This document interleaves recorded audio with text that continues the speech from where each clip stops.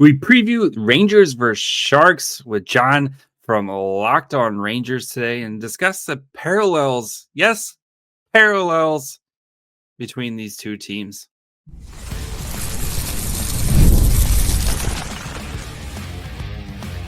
You're Locked On Sharks, your daily podcast on the San Jose Sharks, part of the Locked On Podcast Network, your team every day. Hello, welcome to Locked On Sharks, the premier hockey podcast covering your favorite team in the Bay Area. My name is JD Young, caretaker at the Reef, also the co-host of Western Conference Tuesdays on the Locked On NHL channel. I want to thank you for making Locked On Sharks your first listen. Proudly part of the Locked On Network, we cover your team every day. If you want to be an everydayer, all you have to do is just follow wherever you get podcasts, or you can watch on YouTube as well. And today we're joined with John from Locked On Rangers, where we kind of talk about how the season has started for both the Sharks and the Rangers. Talk about the parallels, especially when it comes to young, highly drafted players, and why the Sharks need to be patient with their young, highly drafted players. Then we talk about this game tonight and who to watch out for, as well as give our predictions for the Sharks versus Rangers. So before we get to all that, do want to let you guys know that today's episode is brought to you by FanDuel. You can start the season with a big return on FanDuel. New customers can place a $5 bet. You'll get started with $150 in bonus bets if you win your first $5 bet. Visit FanDuel.com to get started. All right, so with no further ado, let's go ahead and kick off this very special crossover edition of Locked On New York Rangers and Locked On San Jose Sharks. This is John Chick with Locked On Rangers, joined by my good friend JD Young of Locked On Sharks. And JD, obviously Sharks off to an interesting start this season. They lose their first 9 out of the starting blocks, but they've really turned it on recently. They've gone 5-2-1 in their last 8. Kind of a broad question to kick things off here, but I mean, man, what's gotten into this team? How have they been able to right the ship and, start playing some quality hockey here? I think the big thing is you have a lot of pieces coming together, new coaching staff, right? A lot of free agents, a lot of draftees that are kind of making their debut. And you kind of expected this team to get off to a slow start, but you're starting to see a little bit of them kind of bear some fruit of what you expect this team to be. This is no way, like any way, shape, or form, some sort of playoff team. But the expectations for the Sharks is to just be competitive most nights, and you're starting to see that. And even in their 9-game losing streak to start the season, there were a lot of games where they were very competitive, but they're just such a talent-poor team that they just weren't able to finish the job. But they're starting to kind of figure things out a little bit, and you're seeing guys who, again, new pieces, new guys getting kind of familiar with what new head coach Ryan Warsofsky wants them to do and their new roles and all that. So I think now the team's starting to gel, that we've gotten to about a month into the season. You're starting to see a little bit of that progress. Yeah, for sure. And somebody I got to ask you about is Celebrini. Obviously the highly touted first overall pick. Everybody knew he was going number 1. Had a goal and an assist in his NHL debut. Misses some time with an injury. He's back now. How do you feel about what you've seen so far from Celebrini? And were you totally on board with the idea of just throwing him right into the NHL, right off the bat there? Yeah, I mean, we'll start with the straight to NHL. I watched a bunch of them in college last year because it's better than watching the 2023-2024 San Jose Sharks. So I watched a bunch of Celebrini in college, and the traits that he shows, especially as an 18-year-old kid, right? Then a 17-year-old kid in the NCAA, where he was the best player in college hockey. He does things that are just well beyond his age. His ability to scan the ice and know where everyone is, and he's very physical for someone his age. He plays very solid defense, and that's only going to get better and better as he gets going. But I was 100% on board. There was no reason for him to go back to college. Like, he would have just basically cruised around for a year and put up a bajillion points. And was the best thing for his kind of development, was to play NHL games. What I've seen from him is, I know there's been a lot of, he missed 12 games of injuries, but it's like every game you get something where you're just like, this dude's special. And it's a nice reward after last season to have a guy where you're just like, this dude's special, and he makes things happen that just other players can't. In the Sharks 5-2 loss to the Wild, he scores from just a little bit on the inside of the blue line. No look, just snipe over Marc-Andre Fleury's glove, and Fleury had no chance, like just no chance. And you see stuff like that where you're like, man, once he figures things out, like, yeah, he's gonna be a different guy. That's crazy in and of itself, seeing the 18-year-old score on the 40-year-old, right? I mean, I'm sure. Yeah, Fleury was in the NHL before He was born, Celebrini right? was born. Yeah, Yeah, it's crazy.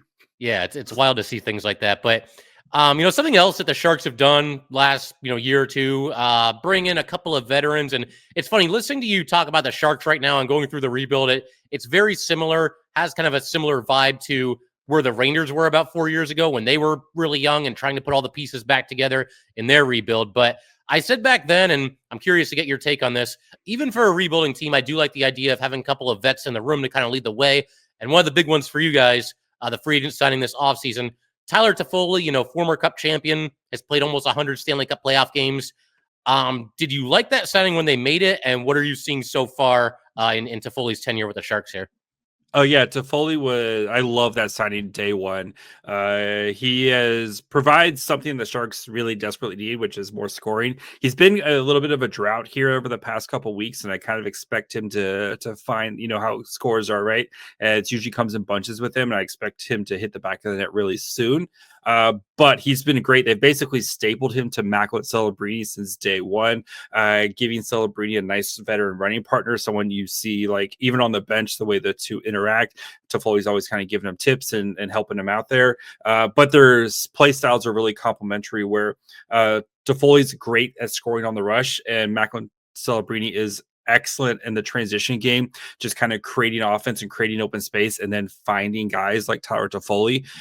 So yeah, those two have been a great pairing so far. And I know the 4 years for a guy like Toffoli might seem a little long, but the Sharks have all the cap room in this world, especially when you have so many entry-level contracts, that even by the time that 4th year, like that contract it's not going to be worrisome for them. So yeah, Toffoli is somebody that I talked about briefly in the offseason. Realistically, it always felt like kind of a pipe dream, him coming to the Rangers, because, the cap space, unlike the Sharks, the cap space just isn't there for the Rangers. But good to see the Sharks go out and get their guy. And obviously, he's going to be a big part of the leadership group as it pertains to getting that team, back on the right track. But another guy that's part of the leadership group over there, I would at least assume so, former Ranger and previously former Shark, Barkley Goodro, now in his second stint with the team.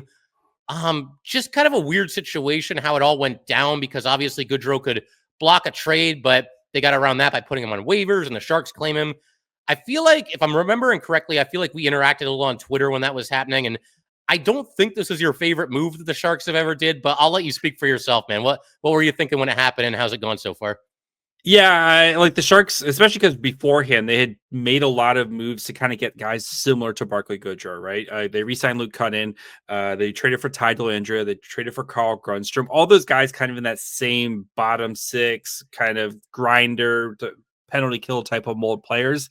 And I felt like you could have used that money elsewhere in free agency, but the deed is done and we're trying to, kind of move past it. Goodrow, though, has been a really good influence so far. He's especially on the penalty kill, the Sharks penalty kill. Went through a little bit of a rough spot a couple weeks ago, but has really played much better. And of course, Goodrow is a big part of that.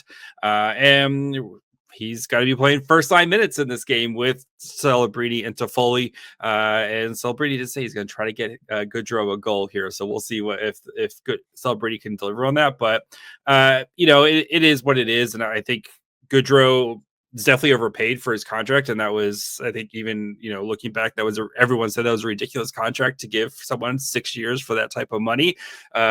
Proved out to be pretty true. And I think right now, though, he's kind of come to terms and been, a true professional and kind of knows his role with the Sharks and what he's expected to do and to kind of be a mentor to a lot of these young guys. And Goodrow, he's a true professional. He's embraced it. So, yeah, for sure. And it's funny. I don't know if you saw his quotes from earlier today. I don't have the exact quote in front of me, but basically he's had this game circled on the calendar. I don't think he was the biggest fan of how it all went down with the Rangers. No, he was not. Not in the slightest. And hey, look, I mean, Ranger fans, I think we mostly look back fondly on him. I mean, everybody kind of knew, like you said, that contract was a little bit much for him, both in terms of length and dollars per season. But hey, man, he went off in the playoffs for this team last year, scored some really big goals. I think he ended up with like significantly more goals in the playoffs than the entire regular season, which, I mean, as well as anybody. That Game 7 overtime winner he had for the Sharks all those years ago. It's pretty wild. Yep. Yeah, he was like everybody when when the Sharks made the move. A lot of Sharks fans, like, that's the first thing they remember. They remember all the like good stuff that he did, and he is beloved and is a kind of a hero in San Jose because of that game. But you look at that was a long time ago. This is a much different team and kind of expectations. And it's going to be weird, though, because Goodro has never missed the playoffs his entire career. And this is shaping up to be the first year where he's going to miss the playoffs. So, yeah. Yeah, well, we'll see how it goes. But one more question about the Sharks, and then I figure, we can shift gears. You can ask me a few questions about the Rangers. But the goalie situation, Blackwood and Vanacek, two veteran goalies that have, played for a couple of different teams. So far, they're basically an even split. I think it's like 9 games started for each of them, or might be 9 and 8 or something like that, but fairly even. Do you have a preference between the two of them, or are you cool to let them kind of go back and forth and just kind of duke it out until, a starter is established? I think that's was the plan the whole time, is to be a true like split down the middle with them, because I think what happens, especially Mackenzie Blackwood, the more games he kind of tends to wear down a little bit. You see some injury histories. Like even last year, he had kind of nagging injuries that would kind of, keep him out of the lineup for a week or two at a time. So I think from the Sharks' perspective, right, is to let these guys who are both at the final years of their contracts, let these guys kind of be an even split. Maybe you ride a hot hand for a little bit, but it usually kind of bounces itself out, and let the season play out. And one potentially gets traded at the trade deadline, and then you have Askarov, who the Sharks acquired this offseason, kind of the heir apparent waiting in the wings, who's been killing it in the AHL with the San Jose Barracuda. So I'm very much for the competition. I think you right now you kind of see the best out of both of them. They both have had some stellar nights. Blackwood had a shutout against the Devils the other night where he 44 saves, including 19 in the third period. It was absolutely stellar in that game, and you see Vitek Vanacek has some really nice nights as well. So I expect that to go forward right now, and then until somebody gets hurt or somebody really falls off a cliff, and which could happen. But I think for the Sharks, they want to try to keep it as 50-50 as possible right now. Yeah, that makes sense. And I figure, we'll keep everything rolling in just a second here. JD, I'm sure you got a couple of questions for me about the Rangers. We'll get to that, some predictions and all that fun stuff in just a second. All right, we just will take a minute to let everybody know that today's episode of Locked On New York Rangers and Locked On San Jose Sharks is brought to you by FanDuel. Get ready to tackle the NFL action with FanDuel, America's #1 sportsbook, because right now, new customers can bet $5 and get $150 in bonus bets if you win. The FanDuel Sportsbook app gives you everything you need to place live bets on the NFL all in one place. So when you get a hunch in the middle of the game, you can check out the latest stats, view live play-by-play, and so much more on the same page where you place your bets. Just visit FanDuel.com to join today. You'll get started with $150 in bonus bets if you win your first $5 bet. That's FanDuel.com. Never waste a hunch and make every moment more with FanDuel, an official sportsbook partner of the NFL. The World Series, Super Bowl, the Olympics, the world's top athletes get to play in these top-level sporting events thanks to one thing: teamwork. And teamwork can also protect your financial legacy and your family's future. Select Quote's licensed insurance agents are the perfect teammates when shopping for customized, affordable life insurance. They can find you the right policy to keep your financial legacy safely in your family's end zone.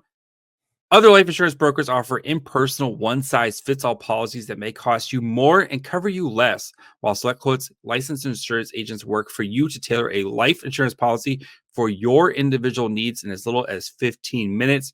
You invest so much time to take care of yourself and be the healthiest, best version of you.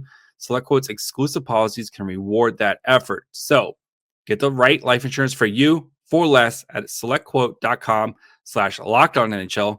Just go to selectquote.com/LockedOnNHL today to get started.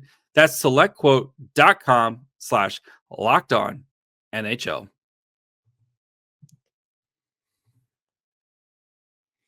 All right, so we'll go ahead and keep everything rolling on this very special crossover edition here of Locked On Rangers and Locked On Sharks. And JD, I asked you a couple questions about the Sharks, so fire away. What do you got for me with the Rangers? All right. I think, of course, we have to start with the big question with the Rangers right now. And when's Shesterkin going to get paid? And when is that? How much is it going to be? So I predicted, honestly, going into the offseason, because, the Rangers, they make their run. They get to the Eastern Conference final, back and forth with Florida. But unfortunately, they lose 3 in a row. They get knocked out. And then, as is the case with every team, when your season ends, your mind immediately goes to the offseason. And, okay, who's a free agent? Who's going to get paid? Who's going to walk? All this stuff.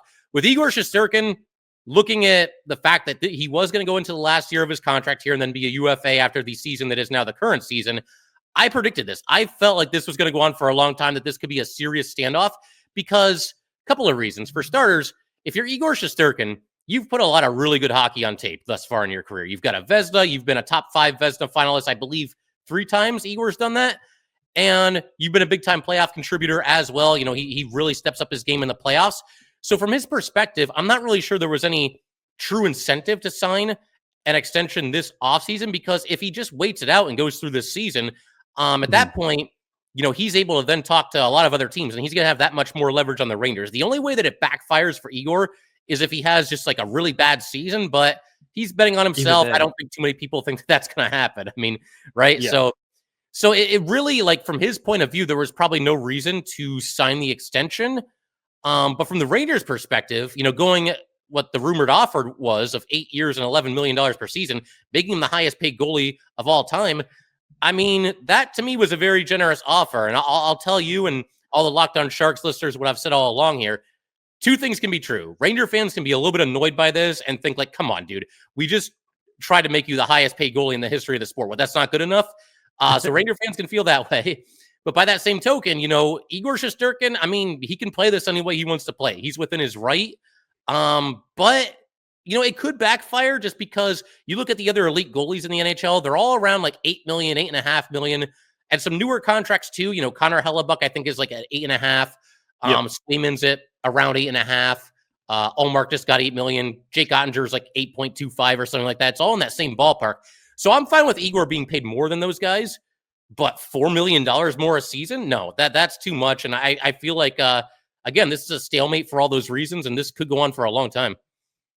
Yeah, I mean, it's interesting because he's trying to be that guy who resets the market for goalies, because, right, if he gets paid that, then the next goalie's going to be like, well, if he got that, I want that. And you wonder, at some point it's going to happen, especially with the cap going up, there's going to be that market reset contract. It's just who's going to be the guy. And yeah, I'm sure Shesterkin, he has every right to be that guy, because, I mean, I think other than Hellebuck, there's no other goalie, I think, who means as much to his team's success and than it's Shesterkin and Hellebuck. And you could say Hellebuck is vastly underpaid for what he does. So, of course, I want to ask a guy who knows not had a great start, Mika Zibanejad. What's the deal, bro?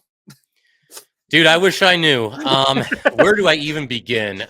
This last game against the Jets, no exaggeration. And I'm not somebody that tends to pile on players. Like, it's just not my style unless, like, they really need to be called out. Mika Zibanejad needs to be called out. He had, in the game against the Jets, the 14-1 Jets, 3 turnovers that led almost directly right to Jets goals. And so far this season, I mean, it just feels like he's not locked in. He's not engaged. He just doesn't have his A game. There's just something that's off with Mika Zibanejad right now. They basically took their line combinations from early in the season when they were dominating teams. Now, some of the teams they beat weren't necessarily the best teams, but they were still winning. And these lines were working. And what they did, initially they had Mika with Kreider and Riley Smith. And to kind of, I think, mostly to get Mika Zibanejad going, they put Mika with Panarin and Lafreniere. And all that's happened since then is Panarin and Lafreniere, who were on fire to start the season, all of a sudden are not nearly as productive as they were when they were with Trocheck. So I don't know, man. I mean, something just feels a little bit off. I would not even be opposed to a Mika Zibanejad healthy scratch at this point, and I don't say that lightly at all. But that's the way it's gone. The effort just hasn't been there the way that you need it to be there. I mean, this is a team with Stanley Cup championship aspirations, and you've got, your number one center that's just not bringing it every night. So I don't know. I think eventually a message needs to be sent. I think he'll eventually get it turned around. I mean, he's got to be better than this. But yeah, I mean, fair to say at this point that Ranger fans are expecting, and rightly so, expecting more out of Mika Zibanejad. All right. We do have a nice kind of parallel here, right? With the Rangers, when they kind of started the rebuild and before Panarin kind of fell in their laps and expedited this whole process. But the Rangers, they selected Alexei Lafreniere, number one overall. Then they select Capo Caco, like second, second pick overall. The Sharks, Will Smith last year, and now they have Macklin Celebrini. And I think Will Smith, who's has some struggles and maybe hasn't shown as many flashes as Celebrini. You kind of compare it to Capo Caco, who's I think definitely say he's had his struggles and maybe not shown as many flashes. What's that experience like, especially for Sharks fans? I know a lot of Sharks fans maybe being a little impatient with Will Smith as a 19-year-old trying to navigate his first season. Like, you got to tell, right? You have to be patient with these kids. It's a long season and a long process, right? Yeah. There's definitely some parallels there, and you and other Sharks fans are going to go through like a whole roller coaster of emotions while these guys are on the up and up. Lafreniere, I think it took him until like his 13th or 14th game, something like that, to get his first point. Caco obviously debuted the year before that, and he too struggled out of the starting blocks. And you go through stretches where they're not very effective, they're not very noticeable, they don't really produce a lot of offense. Then you get these flashes every now and then. It's like, okay, now I see why this guy went number one. Now I see why this guy went number two. And it's there's gonna be some inconsistencies. Not everybody gets to be Connor McDavid out of the starting blocks. I mean, for you and other Sharks fans, I hope that Smith and Celebrini can do that. They can hit the ground running and be those dudes right at the starting blocks, especially Celebrini. He's just getting going. But not everybody develops at the same rate, and you see what Alexei Lafreniere did last year. I think at times, and Ranger fans pointed this out too, the usage of both Lafreniere and Caco left something to be desired. Not a lot of ice time, always in the bottom six. They make one mistake, they're going to see their ice time greatly reduced. Yep. And I think Laviolette has been a positive influence on both those players. Even Caco, I think, is playing so far this season maybe the best hockey that he's played thus far with the Rangers. So, yeah, man, it's going to be a little bit up and down. It's not linear, but I think if you stay the course with those guys and you stay patient, you're eventually going to like what you see, because they're both obviously tremendously talented players. Yeah, I think especially it's right. It's also hard too when you have two players like this, where it's hard not to compare what they do, and sometimes you have to be like, even these guys who are similar situations, they're going to have their own timelines and they have their own skill sets. And a guy like Celebrini, who's right now just a better 200-foot player, and is right now is a better player than Will Smith, but like it's just a different skill set. You have to let these guys develop at their own pace. And I'm sure you went through the same thing with Capo Caco and Lafreniere. Like, they're two different guys with two different skill sets. You have to let them do their own thing. And it's hard not to compare the children, but you have to, sometimes you can't compare the children. So yeah, that's just the way it goes sometimes. It's just the nature of the beast. But yes. Yeah, man, I figure we'll keep everything rolling in just a second here, and we'll get to some final thoughts, some predictions, some matchups to keep an eye on, all that fun stuff. We will go ahead and do that in just a second. PrizePicks is the best place to get real money sports action. With over 10 million members and billions of dollars in award winnings, PrizePicks has made daily fantasy sports accessible to all. You just pick more or less on at least two players for a shot to win up 100 times your cash. Run your game all season long on PrizePicks. PrizePicks is the best way to play sports in over 30 states, including California, Florida, Georgia, and Texas. And it's also the best place to get real money sports action, so you can join over 10 million users and sign up today. If you do sign up today, you get $50 instantly when you play your first $5. You don't need to win to receive the $50 bonus. It's guaranteed. So with PrizePicks, you can win money as your favorite players collect points. So if you think Macklin Celebrini has more than half a goal on him, pick more and you'll on their PrizePick entry, and you turn your predictions into cash. So download the app today. Use code LOCKEDONNHL to get $50 instantly after you play your first $5 lineup. Again, download the app today. Use code LOCKEDONNHL to get $50 instantly after you play your first $5 lineup. PrizePicks. Run your game.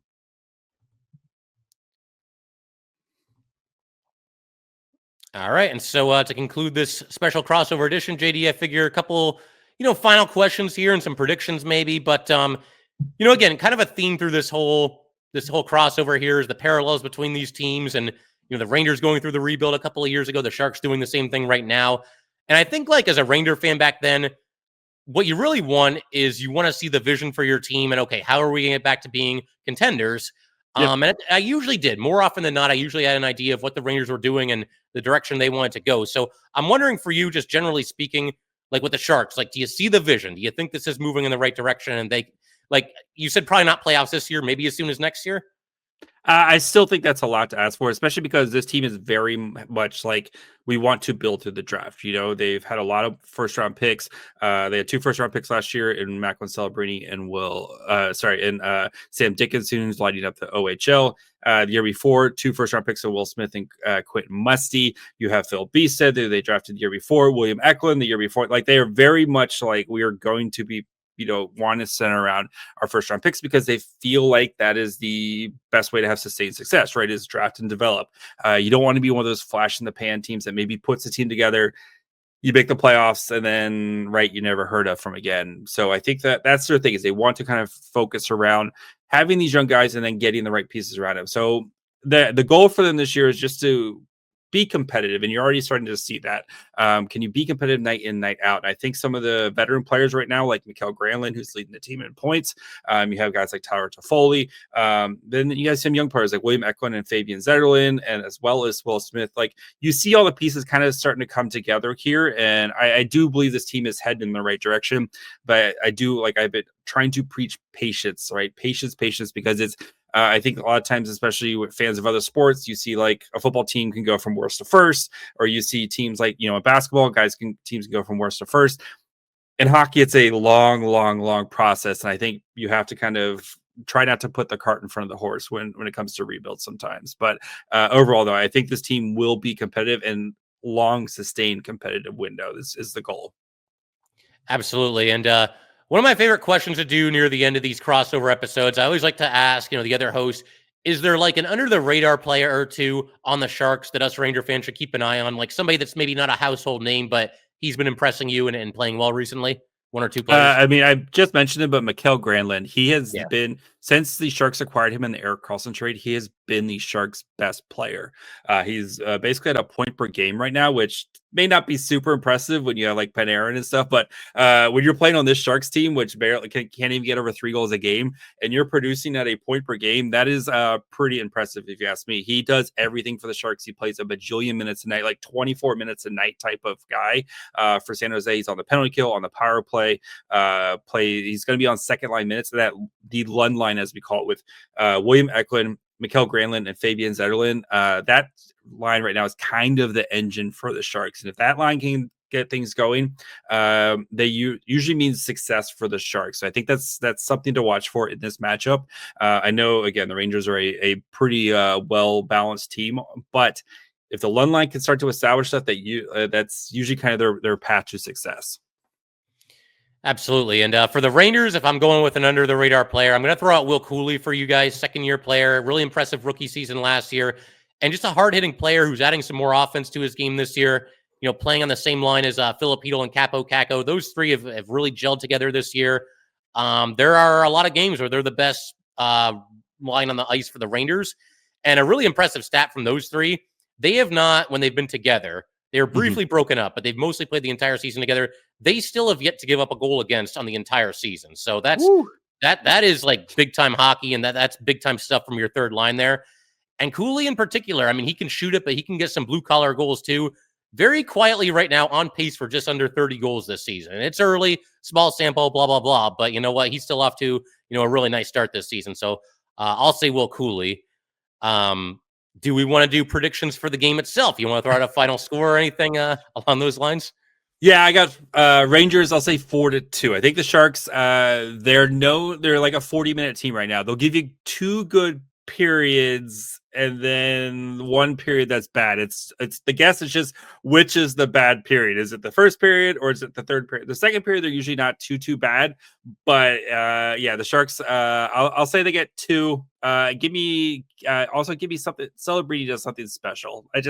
Every game he does something special where you're just like, oh yeah, that kid's different. I give me one of those. So whether it's an assist or a sweet pass or something, he just does something special. Yeah, I'll throw out kind of a random prediction to build on what you just said there. The Sharks, if they do have a bad period, It won't be the second period, because I think mostly this season, if the Rangers have a period where they scuffle a little bit, just don't have their A game, it feels like it's the second period more often than the other two. So I don't think you have to worry about that. The Rangers need to be on their toes in the second period for this game for sure.